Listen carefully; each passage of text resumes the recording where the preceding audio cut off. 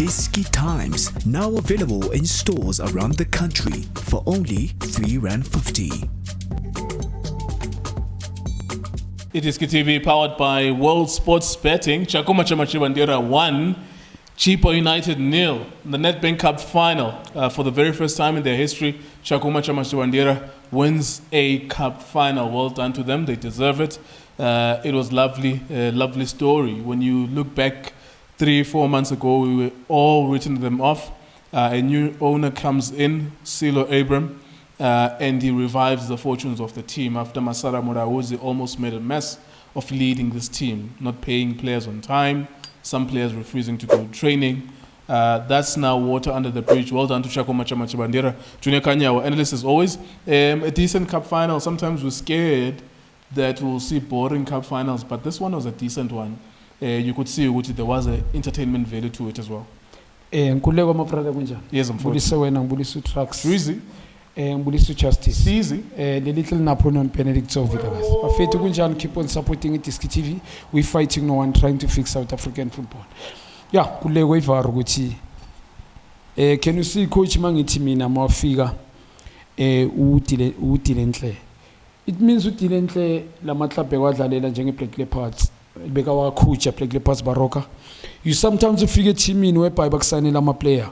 You can't emphasize your philosophy. Ilo philosophy yakho uthola ukuthi mhlambe uyi-coach ebeliever kuma-ball players ufuna i-team idlale uthola ukuthi akukhonakala your players abawasayinile uthola ukuthi bawasayine more than wena uma ufika usayine player you just add ngoba udile nhle mangichecka namhlanje ngibukele not today ngibukele against the Chiefs. I thought ama-player they are highly motivated because of its Kaizer Chiefs. No, I was wrong. In fact, I give credit. Abadlala structure, kala le club structure team. If that team is a survive relegation zone, I'm telling you, is a survive. Is a survivor. Badlala structure ngulego. Badlala 3-4-3 similar like Sundowns. Even a play, no matter exactly Sundowns has too much quality, but the system here is similar. Whereby, if there's hole. Agnamuntu Vela, he pushes the ball. If there's no one, he plays to the keeper, he open up. Ndengane bamkena akekho comfortable undengane. If they play him, I complicate it and they bring it back to the keeper, and then Ndlondlo is the one that is sort of a playmaker at the back. Lomchita Ndlondlo, my man of the match player of the tournament, and find a bright future ahead of him. Talented. Ngwenye inkumbuza yena utsomi. Especially my Koraso, Utu Angitia Nabigapinda Shinet. Intends ukuthi ikhala ihluke nalabafana. So, but the price future of him 26. Tekomlisu break it through to PSL and at 26, if I'm not mistaken, he has achieved more than younger players. So mfana mangathi I tell you this is the beginning. Can achieve a lot of things. He's got the talent. Protective. It's not all about heighting Ngitshela. Maningi abantu abatukudlula yena but they scared to call the ball bekabenza badlale.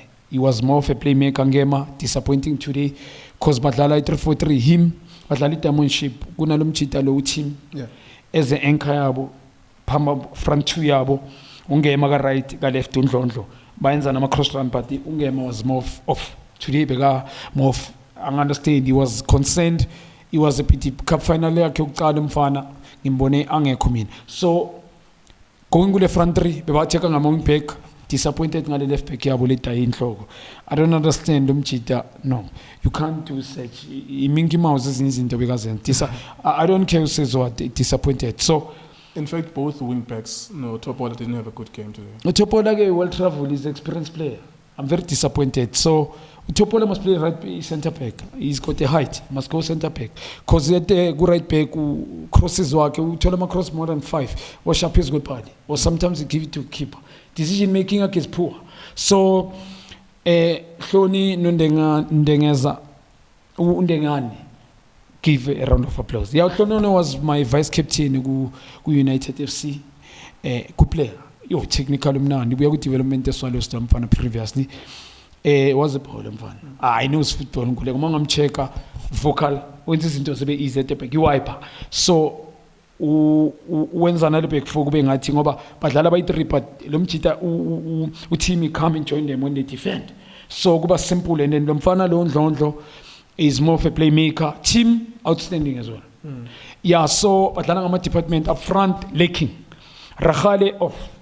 I'm very disappointed South African yabona masingazama ukuthi nama coach emphasize even development. Masinga mastery one-on-one sonke. Sikele overreach abantu. If we fail to go one-on-one deal like Neymar, we can be the personal skill. Skill sasa South Africa bayekela ukubafana bahlale ngamadolo phezulu kwebhola. To dribble to eliminate one-on-one masinga master ngule konyakutshela. If they can emphasize ama coaches from development rank, even ama team but dealing ama one-on-one. One-on-one is off. Not ama minutes off. If you can master that, similar like Kumboni Luchabu, Maga Dribble Luchabu Matlang from Lipule. Yeah. It dribble to eliminate quickly. So if they can emphasize South African abagwenye level. So if Urakhale uzohlula one-on-one, I've got a problem. They are front ring experiments. Him and Nyamanu udlala ngegerili one. Good player technically, but Asidbam Valeli can't kick the ball. Him and Lumchita Urakhale, they were not functioning. That's why I'm very disappointed Nangamaran Minagalamula. Lamula, I'm very disappointed. We don't want him a very much defender. No, him and Rakhale. Yes, defending, we understand. In modern football, so-called modern football, you defend. We are off the ball, but Sifunumbona appeal of Ndlondlo. If Amarano gave a grand, I'm sure we was some keeper Ngema, but because he was running wrong. If I know Rakhale udlali winger, like udlali winger yakudala, uhlala le line bampass ukhatha in, abuyele foot in. He can't dealing one-on-one Mariwa, ufuna separator, ayohlala one lane. Him and Mnyamani. So if Rantri Abu being a sevens, that's why it was something like big made a little bit spectacular, big Funa Gunta, Apamisan Lamba. Ndabayithethwa never created chances. Young Choda, ama chances they were not that big. Going to Chippa, I'm very disappointed. Actually, Chippa ngibukeli dlala Chiefs. Where is Figile? Ngimboni. That's why the question is, but dlala Chiefs, they look more structured team. Mabaya go kwamanye game, are they going to be the same? Very disappointed the coach ukuthi Opa Manyisa is experienced player. Play him. Anginanda ukuthi kwanothini. Play Opa. Into analyze I cup final ebuqala decision making wrong. Yeah, he wasn't even on the 18 today. It's understand aba mina ngiunderstand ukuthi why ngoba play him. Experienced player uyazi ukuthi win cup yini. Experience. This cup, you mix experience and youngsters. Yes, akona bafana that they've got Ngema and Ndlondlo, you play him. He deserves to play. You play him. Now it's cheaper, they've got ordinary players, Abanya Bayang, and then they played him. When you check there in the middle, Sangwener go run around him alone. Mdlizwa, good player, but he needed the assist. Umuntu njengo Opa Wepa is a ball player. No manga bunu Sangwener. Gerrit Lankis, imela mdlalise more front three, more central. Mhlambe babe 3 up front. You can't expect him to drop back, go forward. You can't do that as a coach. Gerrit Lankis yambona sekakhula, you need that experience phambi kwebox. Striker sabo lesebaskiphile ubani Ghosting kwem static ifana nale camera yethu nkulu. Uyabona ime kanjani? Imasole ngwenya one way. It doesn't call the ball exactly so. He stand like this camera exactly njobe. So angitshela ifana ngoba I hardly see him as azothatha ibhola buyele backwards or run behind.